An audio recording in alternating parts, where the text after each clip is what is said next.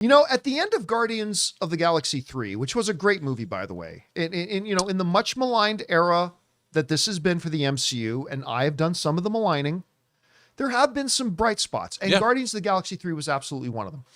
But you guys will remember that at the end of Guardians of the Galaxy 3, the text on the screen did not read, "The Guardians of the Galaxy will return." It wrote, "Star-Lord will return." Well, he hasn't.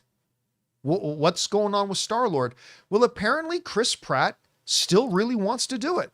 This comes to us from an article in comicbook.com writing this. Speaking with Screen Time, Pratt was asked which of his iconic roles he'd love to return to. He immediately went to the MCU. "We made a promise with Guardians of the Galaxy that Star-Lord would return," he said. "I think I would really love to make good on that promise." Pratt also played along with the interviewer's humorous pitch for a Star-Lord solo movie called Star-Lord Assemble Music Mission, which is a great idea. Anyway, look, Chris Pratt, I remember going back now so many years when they first made the announcement, number one, that they were doing a Guardians of the Galaxy movie, to which everybody said, "What the hell's the Guardians of the Galaxy?" Little bit of trivia.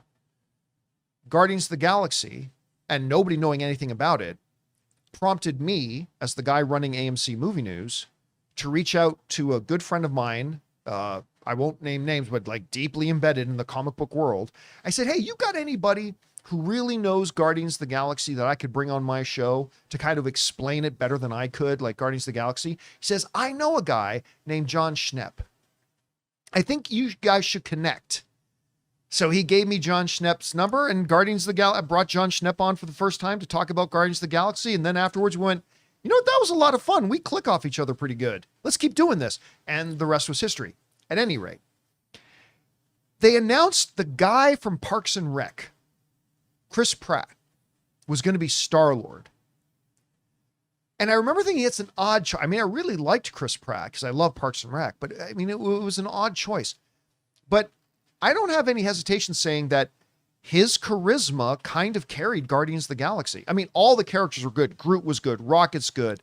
Gamora was great. Drax is great. They're all great. But I mean, it really was truly led by Chris Pratt making that work. And I love this character. I really do. And I think there's a lot of interesting things they've done with him narratively, specifically with his being the offspring of a Celestial. I mean, I think there's a lot of really neat things you could do. So I would say this, I really do want to see them bring him back. I don't know if a Star-Lord solo movie works. I don't know that works, but bring him back as a part of an ensemble, because the real strength of Chris Pratt is the way he plays off everybody around. That goes all the way back to Parks and Rec. His ability to play off the people around him. So put him in some kind of an ensemble piece. I would like to see him come back. Rob, I guess there are two questions. You know, Chris Pratt now publicly saying, "I really want to come back and do Star-Lord. We got to fulfill that promise." So the first question, as usual, do you think he will come back? And number two, at this point in the MCU's life cycle, should he even come back? I don't know. What do you think? Well, it's an interesting question. I mean, the thing is that ensemble is so much James Gunn's creation in terms of the way it was brought to life on film. 3 movies and the Christmas special. We are going into a large calamity in the MCU in universe. And if you know the story of Secret Wars, the universe is basically essentially going to be rebooted after the end of Secret Wars. Whether the MCU follows that story or not, we don't know. I mean, yeah, but either way, the status quo will be, and we really don't know. Like, I have no idea. But the idea of Star-Lord coming back, who doesn't like Chris Pratt? I really like Chris Pratt, and I think that there's something to be said for his, like you said, his charisma. He was a very different guy. You know, he gets in shape and looks different and brings a different. When you see him dancing at the beginning of Guardians of the Galaxy before he goes and grabs the Infinity Stone, I was in. I'd seen him in things like, I loved him in Moneyball, and he had turned in some great performances, not just in Parks and Rec, but in other things. He's a great screen presence. And I want to say, John, I'm going to see Mercy tomorrow.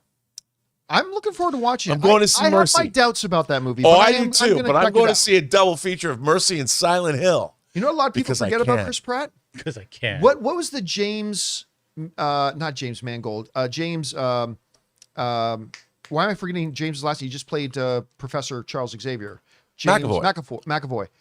Mr. Tumnus. James McAvoy movie, I think it was called Wanted. Oh, yeah.